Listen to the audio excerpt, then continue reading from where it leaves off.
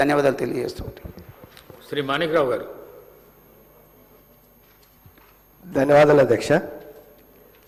నా కాన్స్టిట్యూన్సీలో కోయిరు మండలం మరి అదేవిధంగా జహీరాబాద్ మండలంలో ఎర్రమట్టి ఉంటుంది కాబట్టి ఎక్కువ శాతం ఈ వెట్ క్రాప్స్ అంటే ఆలుగడ్డ కానీ పసుపు కానీ అల్లం కానీ ఎక్కువ పండిస్తుంటారు. ఆ పండిన పంటను బోయినపల్లికో మరి ఇక్కడ ఓల్డ్ సిటీకో తీసుకొస్తే అక్కడ ధరలు లేక వాళ్ళు కొందరు బాధపడి అక్కడే వదిలిపెట్టిపోతూ ఉన్నారు ఆ పంటని. కాబట్టి గౌరవ మంత్రి గారు మీ ద్వారా కోరడం ఏంటంటే మా ఏరియాలో ఒక జైరాబాద్ కానీ కోహిర్లో కానీ ఒక కోల్డ్ స్టోర్ ఇస్తే బాగుంటుందని మిమ్మల్ని కోరుకుంటున్నాను. అదేవిధంగా సార్ మా ఏరియాలో చెరుకు పంట ఎక్క పడుతుంది మీకు తెలుసు.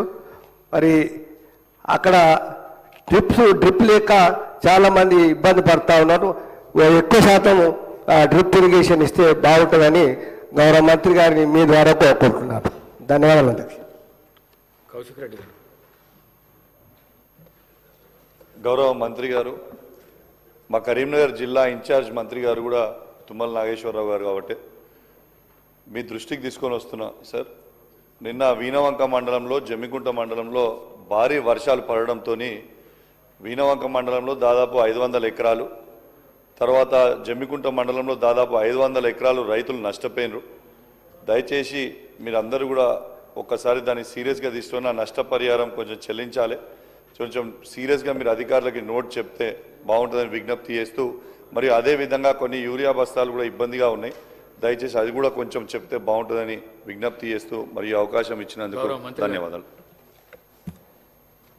అధ్యక్ష, బాలు గారు, కసిరెడ్డి గారు, మాణిక్రావు గారు, కౌశిక్ రెడ్డి గారు, గోడౌన్లకు సంబంధించినటువంటి అంశం మీద ఇప్పటికే రాష్ట్ర ప్రభుత్వం ఈ సంవత్సరం పోయిన సంవత్సరంలోనే 500 కోట్లతోటి సుమారు 5 లక్షల మెట్రిక్ టన్నులకు సంబంధించి గోడౌన్లు శాంక్షన్ చేయడం జరిగింది.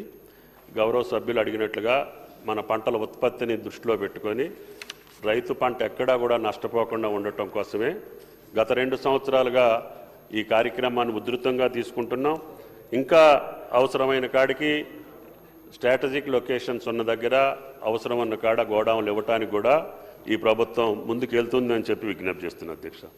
అదేవిధంగా డ్రిప్కి సంబంధించి, స్ప్రింక్లర్కి సంబంధించి మాణిక్రావు గారు, కసిరెడ్డి గారు అడిగారు.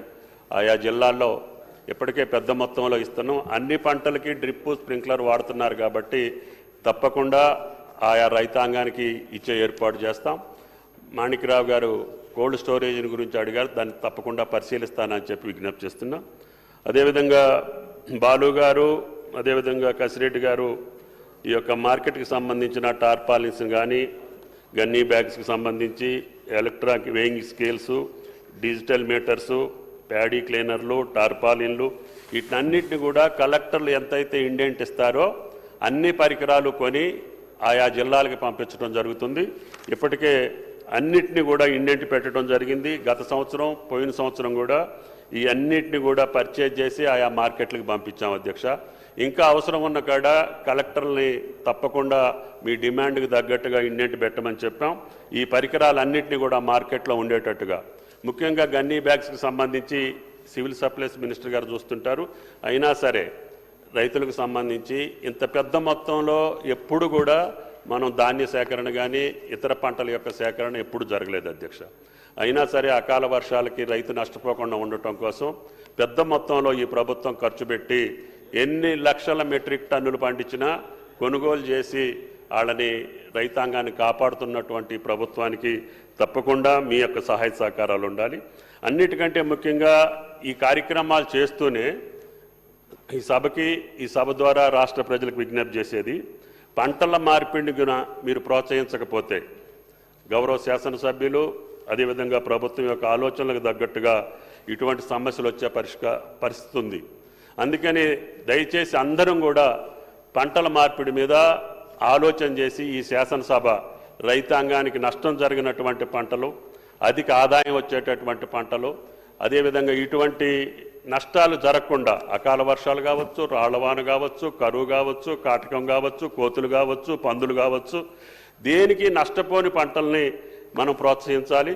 అందుట్లో ప్రస్తుతానికి రాష్ట్రంలో ఆయిల్ ఫామ్కి అనువైనటువంటి రాష్ట్రం భారతదేశంలో తెలంగాణ రాష్ట్రం. 20 లక్షల ఎకరాలకు అనువైనటువంటి భూములు ఉన్నాయి. కాబట్టి దయచేసి శాసనసభ్యులు అందరం రైతులను ప్రోత్సహించి ఆ పంట వేసుకుంటే ఈ కష్టాలతోటి పాటు రైతుల కష్టాలు తీరే అవకాశం ఉంది. తప్పకుండా ఈ చేస్తూనే ఉంటాం. కానీ పంట మార్పిడిని కూడా దృష్టిలో పెట్టుకొని మీరందరూ ఆ ప్రయత్నం చేయాలని చెప్పి విజ్ఞప్తి చేస్తూ అధ్యక్షుల వారికి ధన్యవాదాలు.